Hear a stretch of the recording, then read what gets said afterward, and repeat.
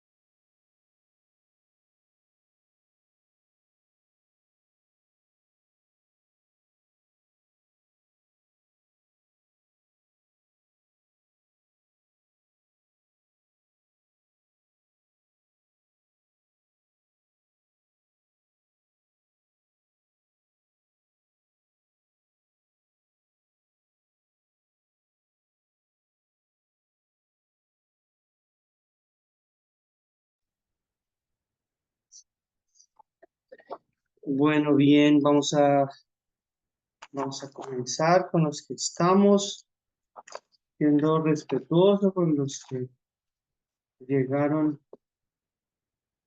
a clase a tiempo.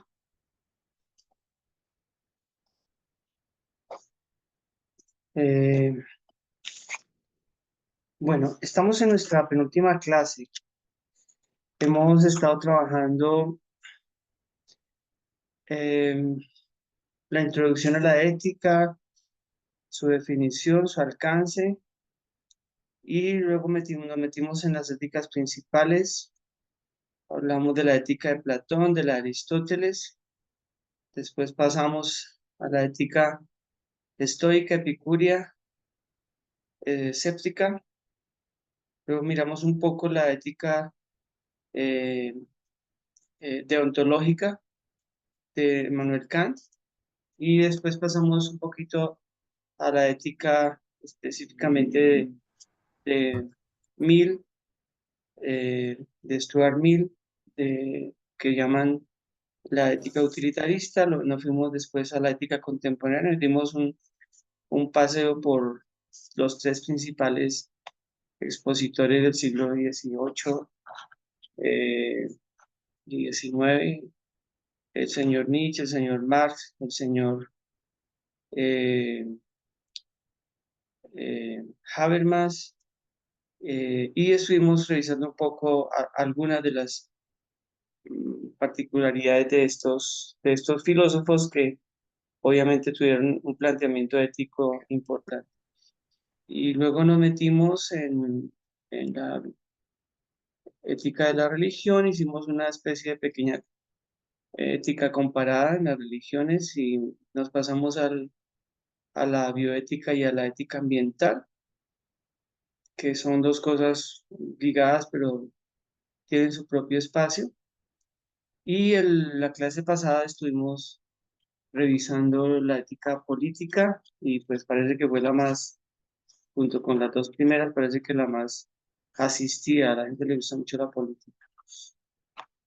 La menos asistida fue la ética ambiental, que siempre es la cenicienta de todas las éticas y también de todas las filosofías, ¿ya? Porque es muy interesante cómo perdemos interés en las cosas que deberíamos interesarnos mucho.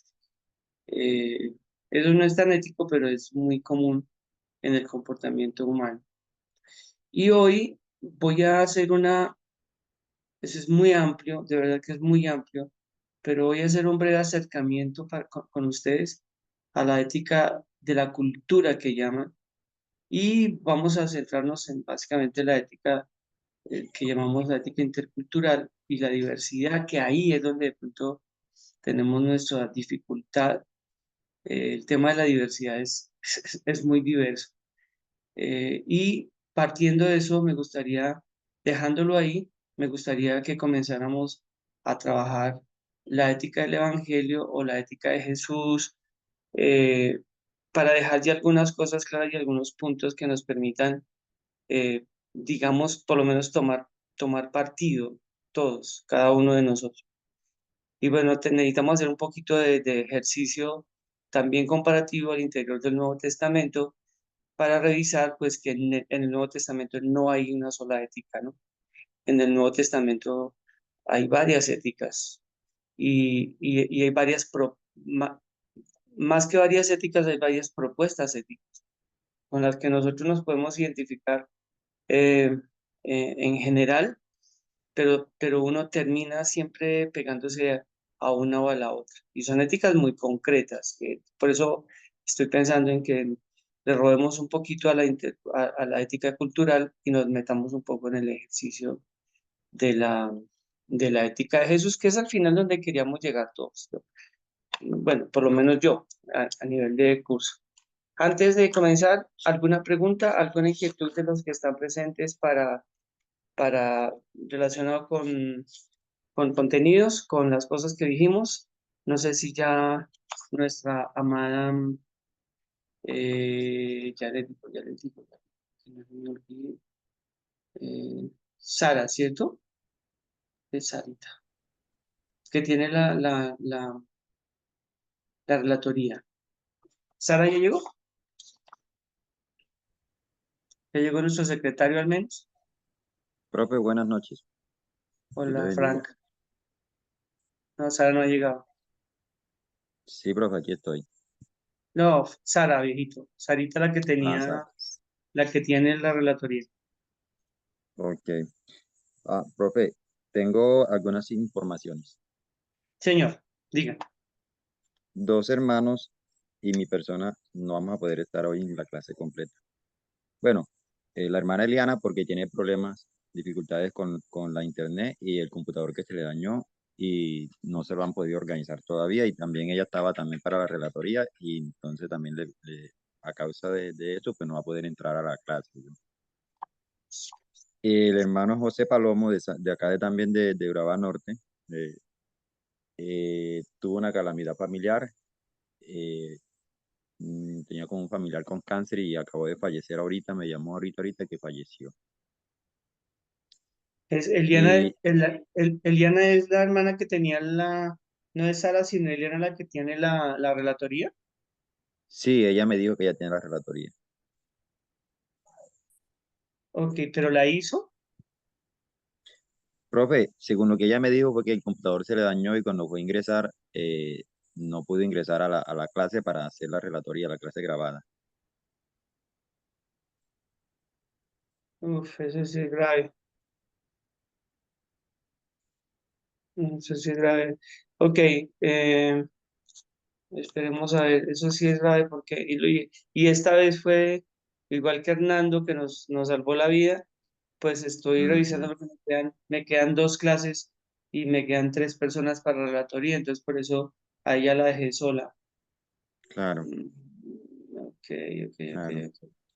Ok, bueno, entonces Eliana no es. Eliana es la hermana que tiene una tienda que atiende la tienda mientras hay clases, ¿cierto que sí? Sí, sí, sí, ella. Ok, muy bien. Entonces ya sé quién es. Ok. Profe, Listo. y yo voy a tener dificultad para ¿Y estar usted qué toda la le clase, pasa? ¿Qué le porque pasa a usted, Fran? lo que pasa es que tenía una actividad ya con antes preparada, organizada para hoy. Entonces ya ahorita, pues tengo que ser sincero, tengo que corresponder con ese compromiso.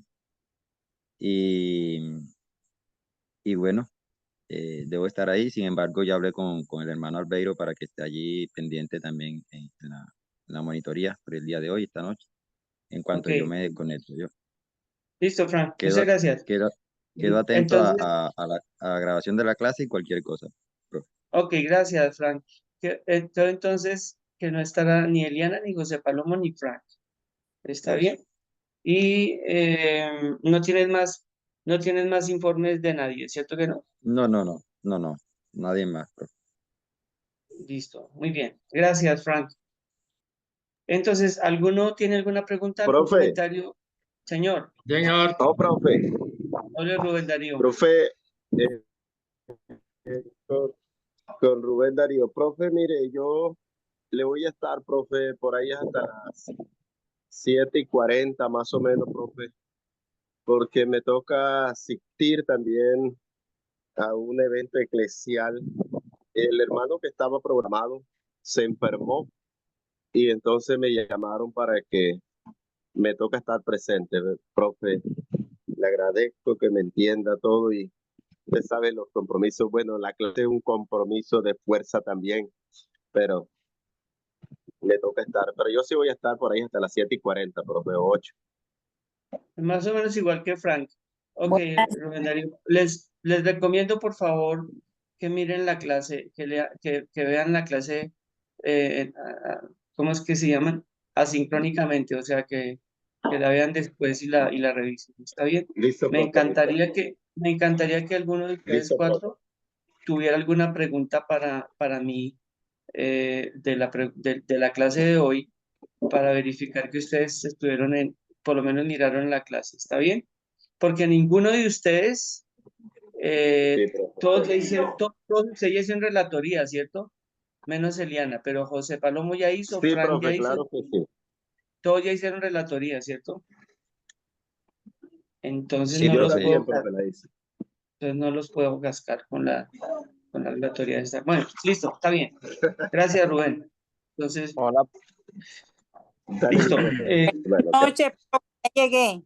Está un poco tarde, pero aquí estoy. Hola, señorita, ¿cómo estás? Muy bien, gracias, profe. Me alegra, Yamile, me alegra mucho que estés acá. Bueno, listo. Entonces vamos a arrancar. Estábamos en anuncios. Profe, que Yamile, tengo una pregunta.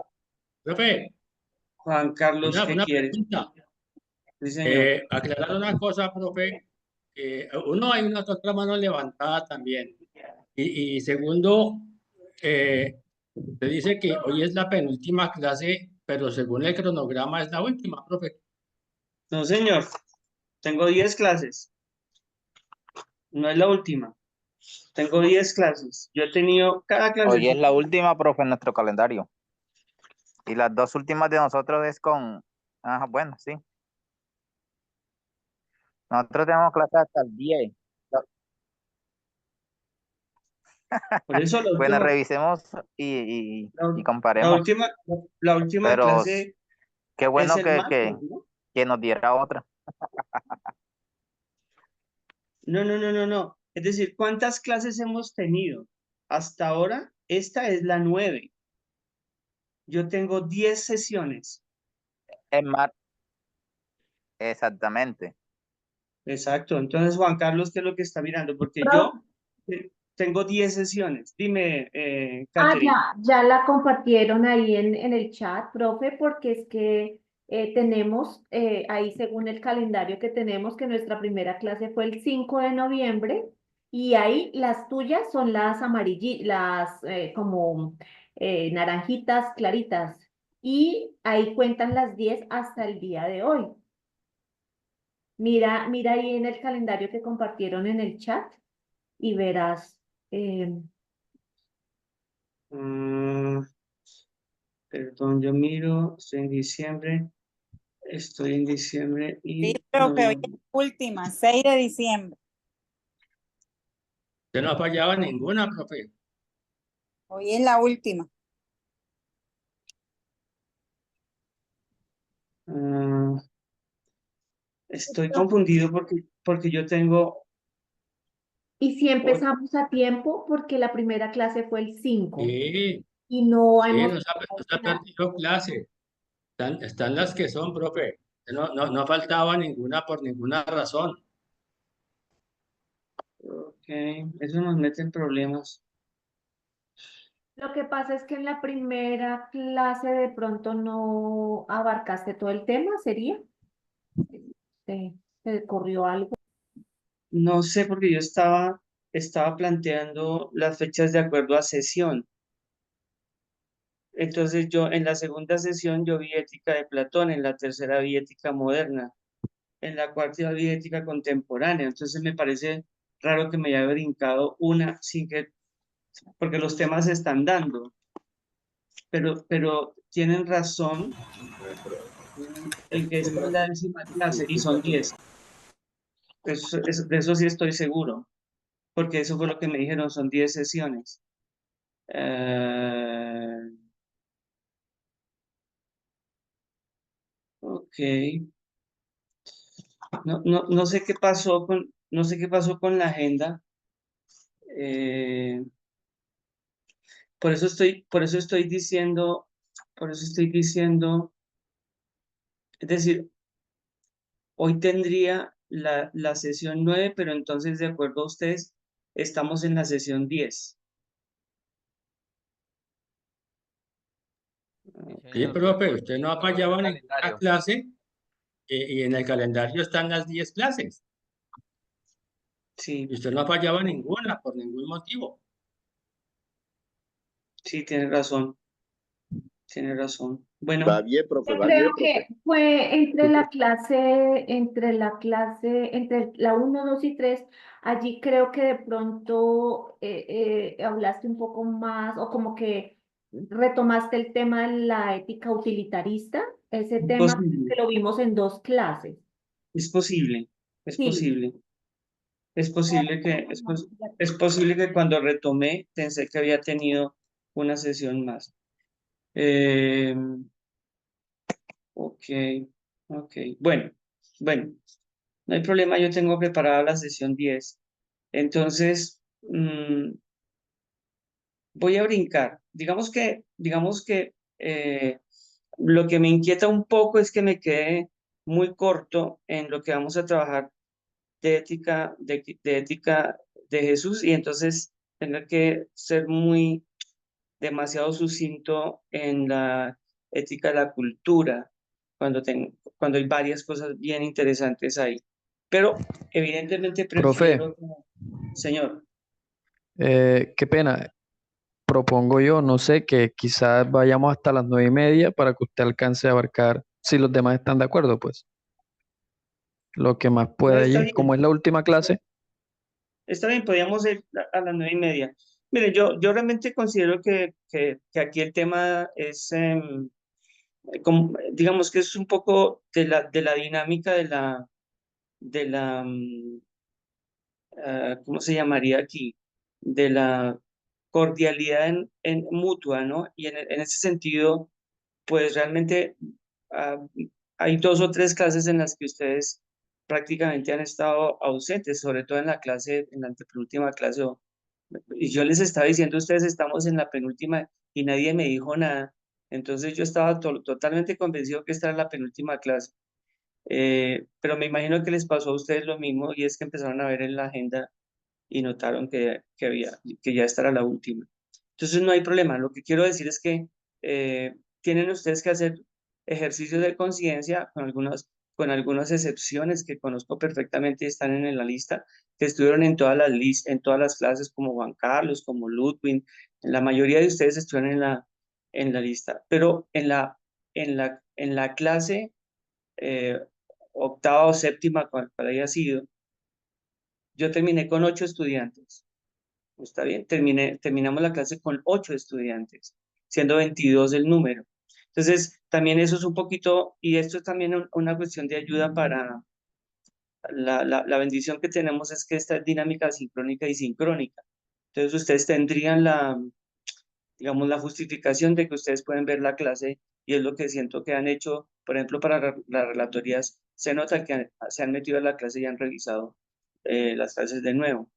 Entonces, si no larguemos más, yo creo que es lo que dice Catherine. Yo creo que fue que me perdí en las primeras 3 sesiones y asumí que eran 2 y no 3, y ahí fue donde me perdí en la clase. Está bien, entonces no hay problema.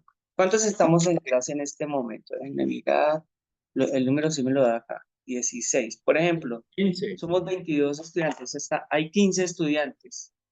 16, 17, 18, 19, son 19. ¿Dónde están los otros 3? Llamo lista, es que eso es lo que a mí no me gusta, que es muy escuelero para mí. Llamar lista, me parece que eso es un tema de responsabilidad de cada uno. Me faltarían 3 estudiantes, 3 o 4 estudiantes. ¿Saben quiénes son? Luis Romero, Noemí, ¿Noemí no está? no, Ok. señor, ni Luis Romero. Sara está diciendo en el chat que está conectada en el mismo dispositivo con Sergio. Dairo tampoco está, Dairo Cermeño.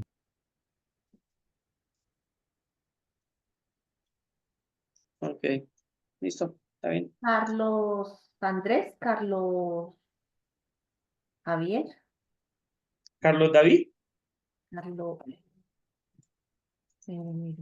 ¿Carlos No, David Carlos Berrío David está? está, Carlos No, Carlos David sí David está, está profe. aquí. sí, Carlos sí está. Ok, está bien, listo.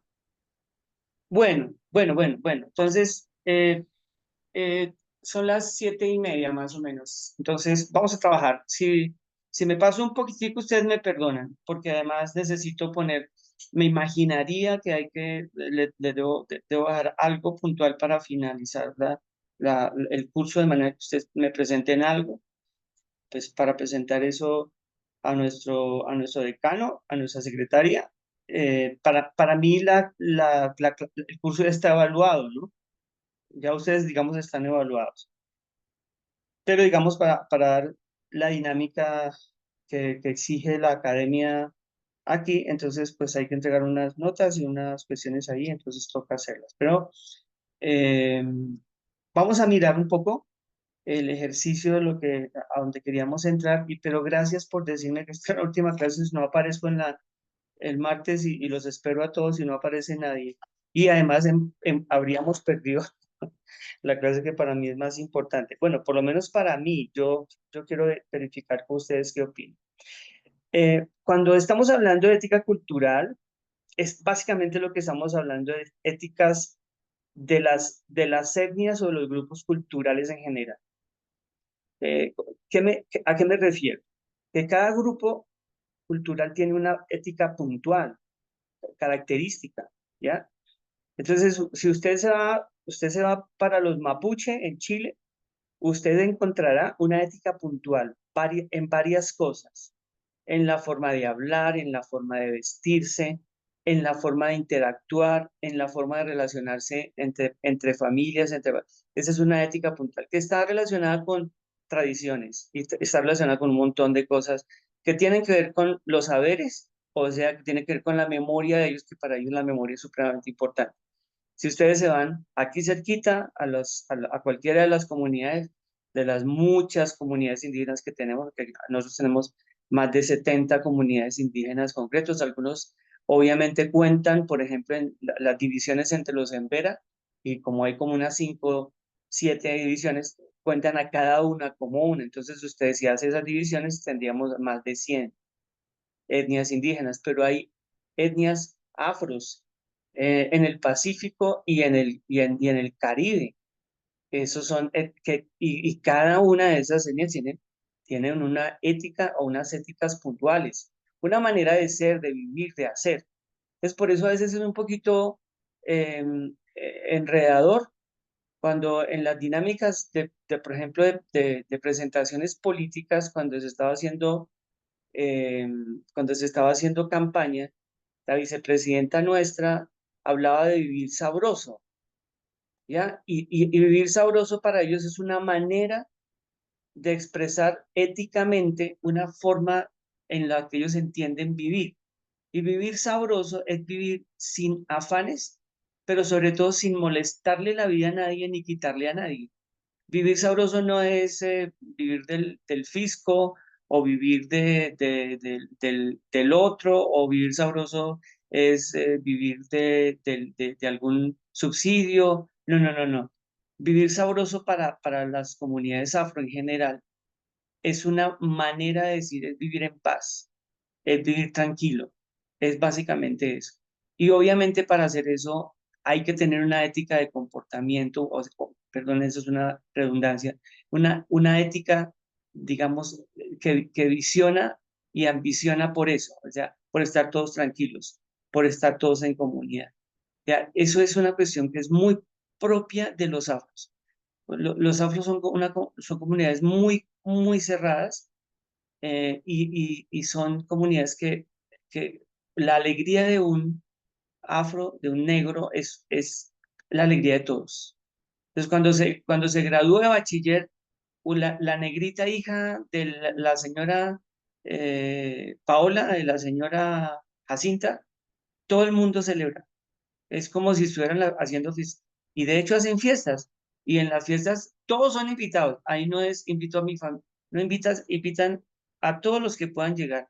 Entonces hay normalmente comida para todos y normalmente llevan comida. Esa es una ética puntual comunitaria. Una ética que obviamente nosotros no tenemos. Entonces en ese escenario uno alcanza a tener algunos atisbos de eso, por ejemplo, en fiestas, por ejemplo, como las navideñas, en donde a veces la gente comparte un vinito con el vecinito con el que no se habla durante el año, en donde manda un poquito de un platico con galletas y comparte con el otro de al frente, que tampoco se habla mucho. Esas son las dinámicas comunitarias. Pero en las comunidades, en las etnias concretas, que no son, digamos, blancas, como nos llaman a nosotros, pero realmente somos mestizos, que somos muy de la dinámica ya del criollo, ya nosotros pertenecemos a ese mestizaje criollo, pues tenemos una ética concreta, puntual nuestra, que claramente se diferencia entre regiones. Entonces, la ética del cachaco, del bogotano, de la meseta cundiboyacense, pero por supuesto que es diferente a la ética en muchas cosas del costeño. El costeño de la ribera del mar tiene una ética que se diferencia un poco, a veces mucho, de la sabana de la costa, ¿ya? Son diferentes. Entonces, a veces hay incluso choques. Imagínense que a veces hay incluso choques culturales entre el costeño de Cartagena, o sea, el bolivarense, y el costeño atlanticense, o sea, el barranquillero. Y hay cosas en las que no se entienden, en la que no hay, en la que hay diferencias concretas. Entonces ustedes pueden imaginarse el tema cultural comenzó siendo un tema digamos, las culturas, todas las culturas son simplemente grupos humanos en los que se desarrolla una ética concreta relacionada, en la mayoría de ellos, con los saberes, con las tradiciones de cada una de ellas. Y a partir de eso, como les estaba contando en una clase, pues se toman decisiones en relación a, cuando les conté aquella tribu colombiana, esa etnia colombiana, en la que para ellos emborracharse es mucho más grave que tener relaciones entre parejas casadas de la misma etnia, o sea, una mujer con un hombre que tiene pareja o al contrario. Para ellos eso es como cuando alguien se emborracha y la embarra, pero emborracharse es una cosa que es muy grave para ellos. Y esa es la forma, porque sus entenderes, su manera de mirar la vida, pues obviamente vienen por ahí. Entonces, cuando uno encuentra todo ese tipo de diferencias, pues ustedes también encuentran la gran tensión que hay interna, pero sobre todo la gran tensión intercultural, es decir, entre las culturas. Entonces, un ejemplo importante de lo que está pasando de ese tipo de tensión, además promovido, promocionado por, por quienes les interesa eso, y hablamos del poder aquí, la clase pasada, pues les interesa mucho que, por ejemplo, en el Cauca, eh, los negros con los negros, o sea, los afros con los afros con los indígenas con los indígenas con los afros, están en una lucha constante en este momento. Y algunos son participantes de los grupos de disidencias de las FARC, de otros de los grupos paramilitares, de otros de los grupos, digamos, estatistas o más bien del tema pro gobierno. Entonces, cuando ellos están ahí, están en una, de verdad, en una lucha muy difícil, que no tiene que ver con su cultura, tiene que ver con política, otra vez lo mismo. Entonces, este tema intercultural es supremamente delicado. ¿Qué pasó en la historia? Bueno, en la historia, la historia es muy concreta y necesito contársela muy rápido. Para, para la mayoría de la gente, y aquí están todos ustedes los que han estado en la universidad, hay una especie de monólogo epistémico, eso se llamaría un monólogo en el conocimiento. Entonces, los dueños del conocimiento y casi que los gestores del conocimiento son Occidente, que comienza con Grecia y pasa a Europa, punto, ya, y se acabó. Entonces, ¿quiénes son los que saben?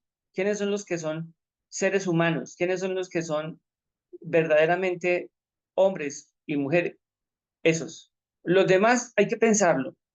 Entonces, todo esto es un ejercicio, incluso para los griegos, solamente los ciudadanos eran los hombres que tenían un estatus particular, que estaban con características puntuales, que habían nacido. Ellos eran los únicos ciudadanos, los demás eran parias. Es decir, todo eso siempre así. Ese tema de la discriminación y de la sectarización ética es supremamente triste porque es universal y ha pasado durante toda la historia.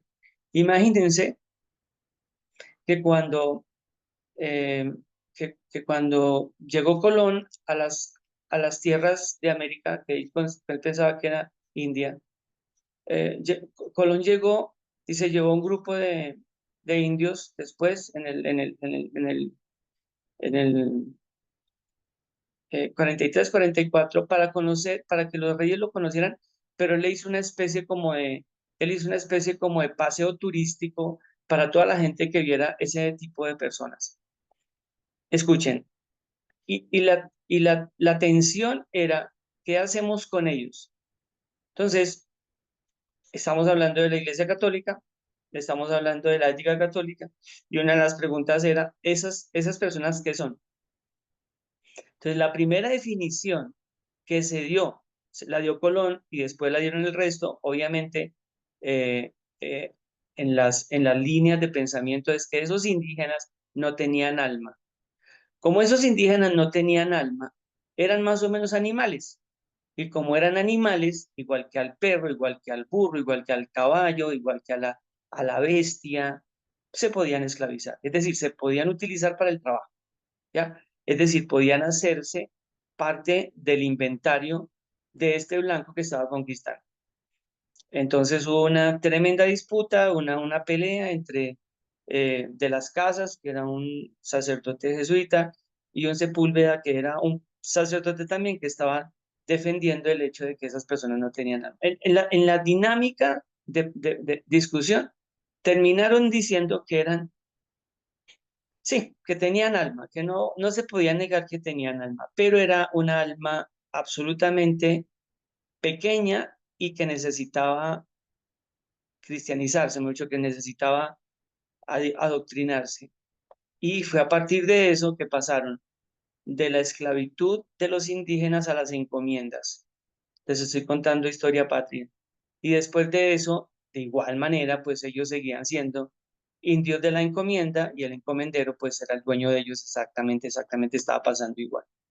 Entonces, durante todo ese tiempo, hasta la famosa y mal llamada independencia de Colombia, cuando se hizo esa gesta emancipatoria en donde nos liberamos supuestamente, bueno, no supuestamente, nos liberamos de verdad del yugo o de la colonia española, pues pasamos a otras colonias. Entonces, después nos convertimos en colonia de Francia, en colonia de Inglaterra y ahora, en términos técnicos, somos colonia de Estados Unidos.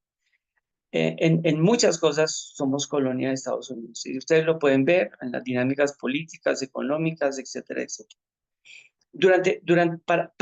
Para medir esto, lo que los filósofos, los teólogos están planteando es ¿qué en realidad somos nosotros? Entonces, ya todos concluyeron que sí, que todos nosotros somos seres humanos, ¿ya?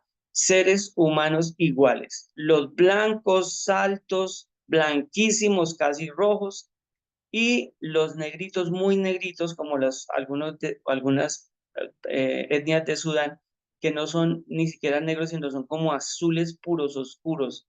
Eso, desde ellos, los asiáticos amarillos, muy amarillos, hasta todos.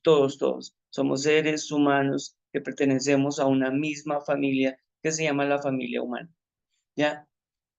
Esto para nosotros, como creyentes en el Señor Jesús, pues es un ejercicio que deberíamos conocer, pues porque al final todos somos criaturas del Señor, pues entonces yo les voy a rogar, por favor, que se alejen de esas interpretaciones y de esas lecturas teológicas horrorosas, en donde dicen que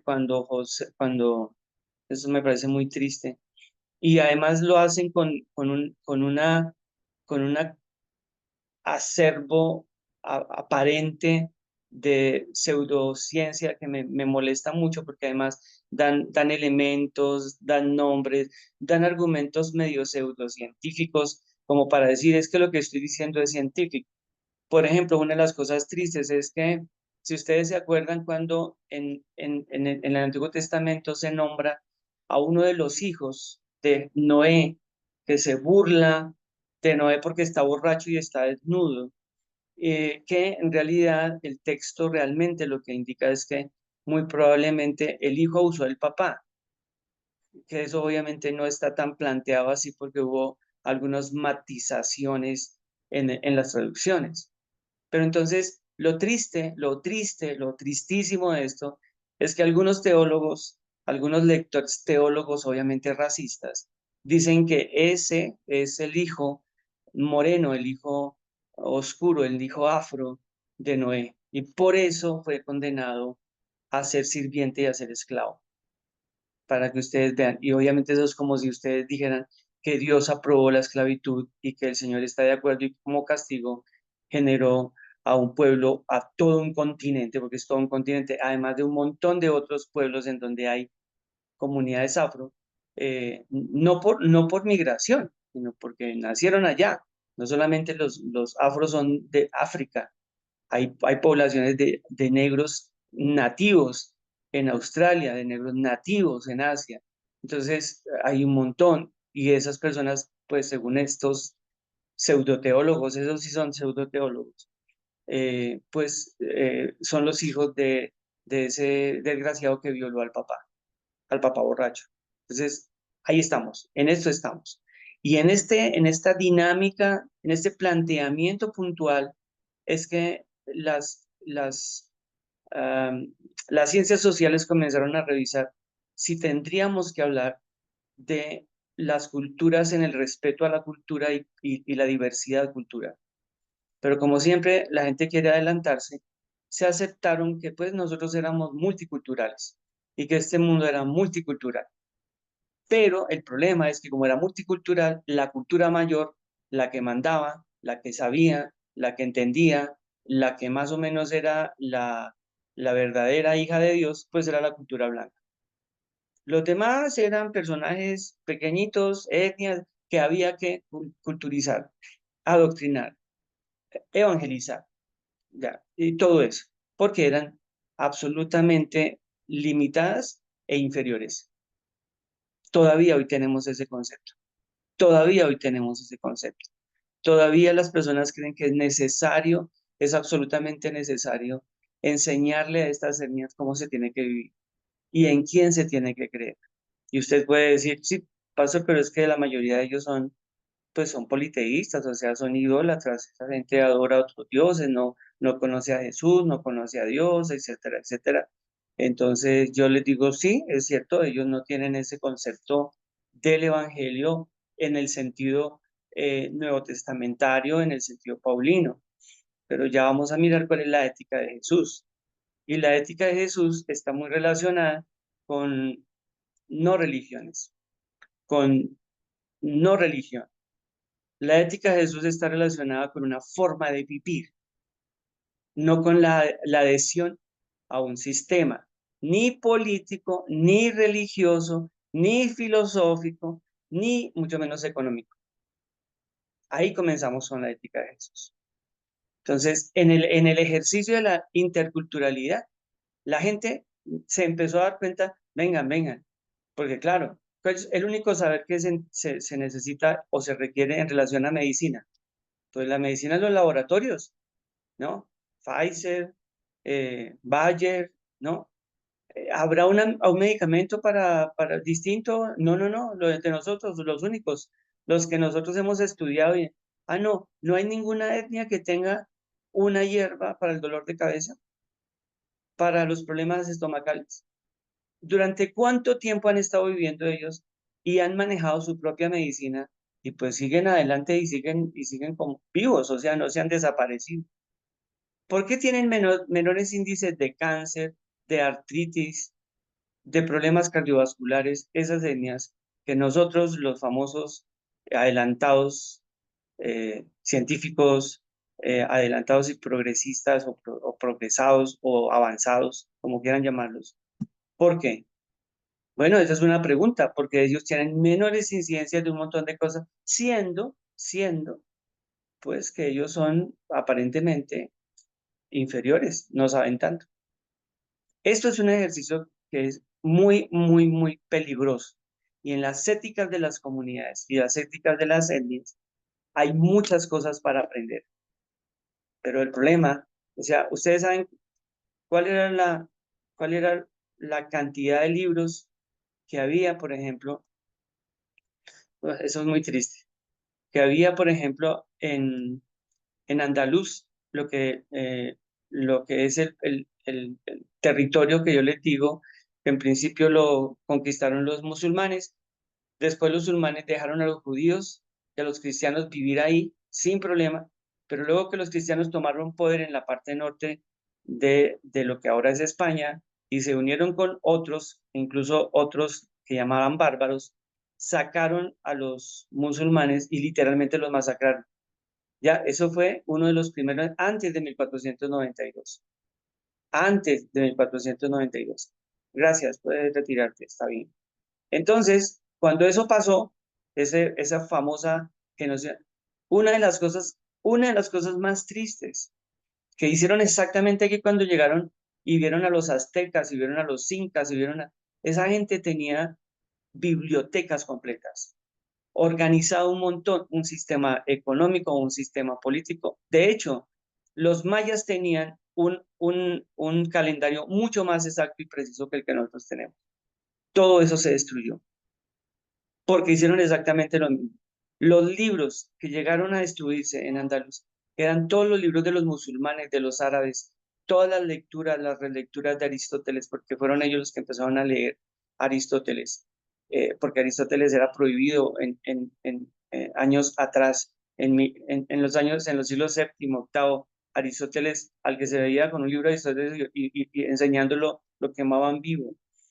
Todo este tipo de cosas que les estoy diciendo es para llegar a un punto concreto y es, esos genocidios no fueron de personas únicamente.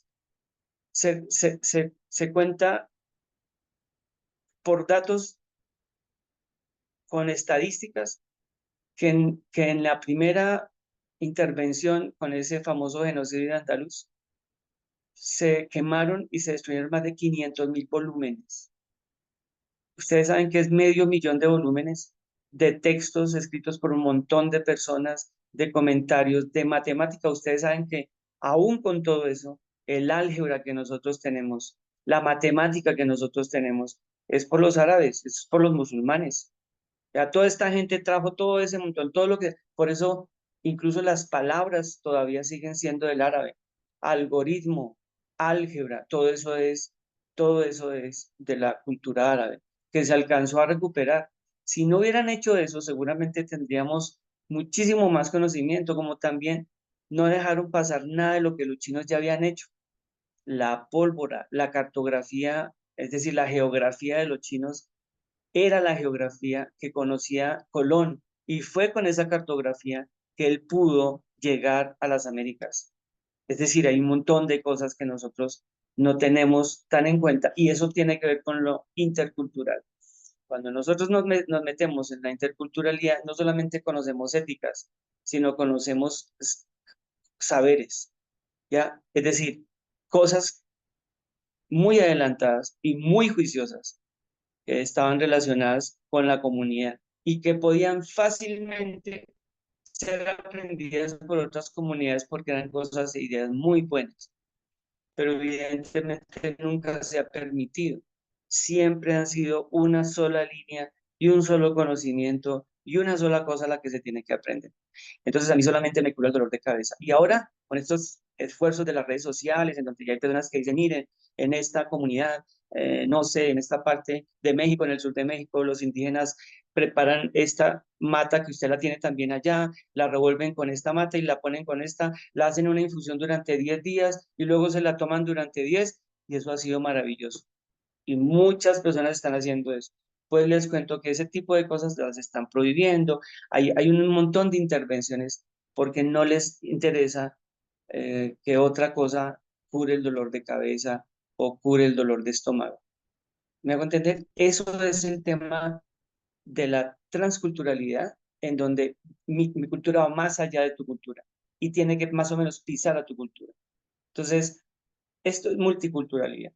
La interculturalidad es la posición y la visión ética de mirar con respeto a todas las culturas y mirar en qué puedo aprender de, obviamente claramente yo me meto entre los emberacativos y por supuesto no quiero aprender de su fe, pues porque en mi opinión mi fe está mucho más estructurada y tiene mucho más calidad y de hecho tiene una ética mucho más organizada, si la cumpliera sería maravilloso, mucho más estructurada y mucho más en la línea de lo que nosotros deberíamos aprender como un imperativo categórico, o sea, como que todos deberían comportarse así. Pero en otras cosas, los Embera a mí me enseñan montones. En otras cosas, los Embera dicen, por ejemplo, indio cochino, perdón, blanco cochino, los que viven por los lados cerca de la comunidad de Embera, allá en los lados de Dabeiba, en los lados del noroeste, del Urabá, hay mucho Embera cativo por ahí. Y ellos dicen que nosotros somos cochinos, porque nosotros utilizamos papel higiénico. Para nosotros el papel higiénico es una señal de limpieza, ¿ya? Para ellos es una señal de cochinada. ¿Por qué? Porque ellos dicen que nunca queda limpio, que ensucian un papel que es de los árboles, ¿ya? Y que se contamina el ambiente, pero además, bueno, voy a decirle como ellos lo dicen, el culo le queda sucio, el culo le queda cochino realmente, es lo que dicen ellos. Y entonces, ¿cómo ellos tienen la dinámica? La dinámica de ellos es, bueno, ¿y entonces ustedes cómo hacen? Entonces ellos, por eso son apartado, chigorodó, todo es do, porque ellos siempre están en el río.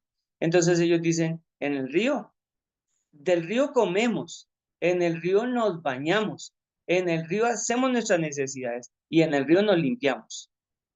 O sea, ellos, el agua para ellos es absoluta, entonces por eso la cuidan, por eso no la contaminan, por eso eso se llaman comunidades orgánicas, que no contaminan nada y que básicamente están siempre cuidando, porque ellos saben lo que significa el poder y el valor que tiene un río.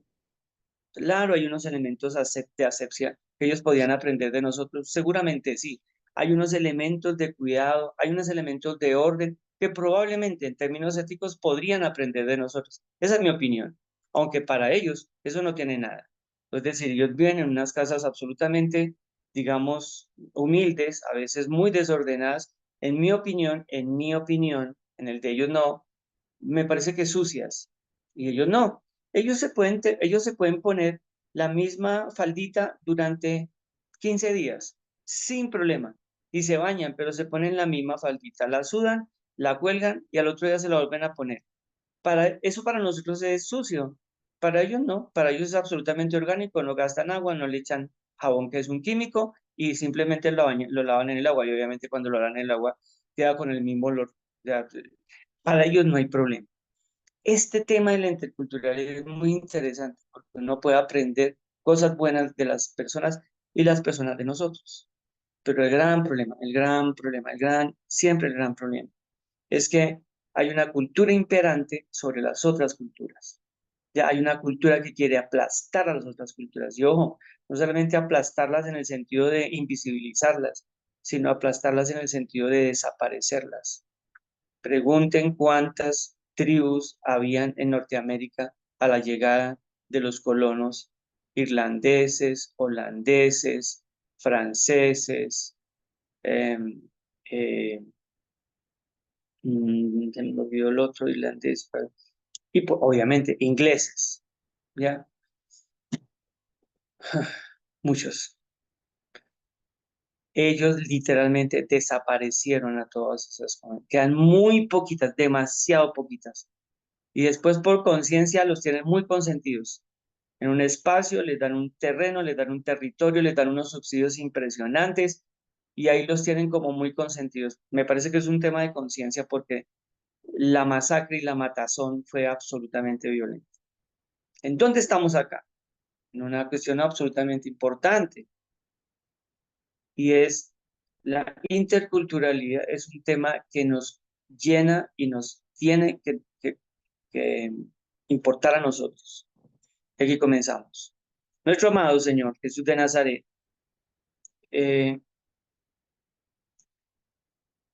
fue tal vez el maestro, el sensei, como llamarían los japoneses, el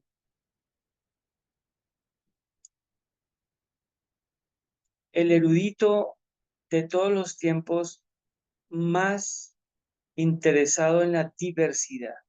Vemos que la diversidad lo tomaron algunos grupos solamente para hablar de homosexualismo, pero la diversidad es justamente lo que el Señor quiso plantear. Y ustedes van rápidamente, bueno, que ustedes saben más Biblia que yo, entonces no hay problema. Dentro de sus discípulos hay una diversidad plasmada y planteada por Jesús porque Él quiso, de lo que conocemos, porque hay cosas que no conocemos de algunos. Entonces, dentro de los discípulos de Jesús, para que una vez salgan de cuentos, habían hombres y mujeres, que el texto solamente nos dejó a 12, que querían utilizar el ejercicio de empalmar 12 tribus con 12 apóstoles. Eso es otra cosa. Pero los discípulos de Jesús están en el Evangelio, están en el Evangelio. Se filtran muchas cosas en el Evangelio que no pudieron ocultar. Los traductores, los que manejaron las últimas versiones, etcétera, etcétera. Entonces, el Señor Jesús tenía diversidad en el sentido que había hombres y mujeres. Segundo, había personas de la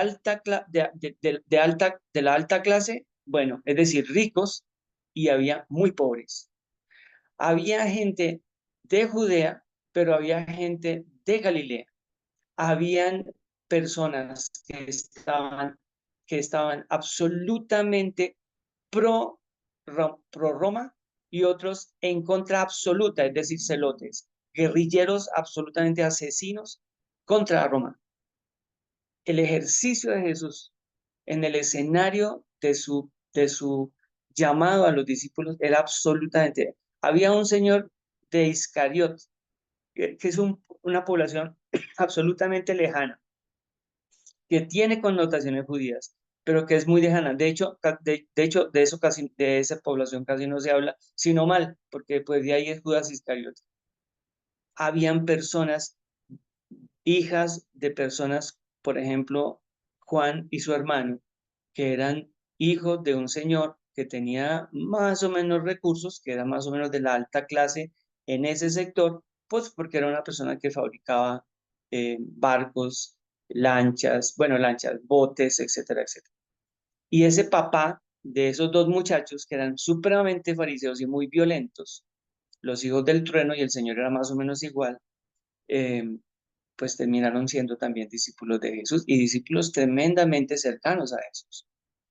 Ahí comienza la diversidad. La diversidad no comienza por allá después, cuando dicen es que aquí yo me he visto como sea, yo me acuesto con quien sea. No, esa no es la diversidad a la que debemos atender. Pero la diversidad a la que Jesús atendía, tampoco nosotros le estamos haciendo caso. Entonces, la primera cosa que tenemos que revisar es qué significa, dejando el tema de diverso acá, porque ¿qué es lo que pasa? Hay una ética y la diversidad. ¿Qué es?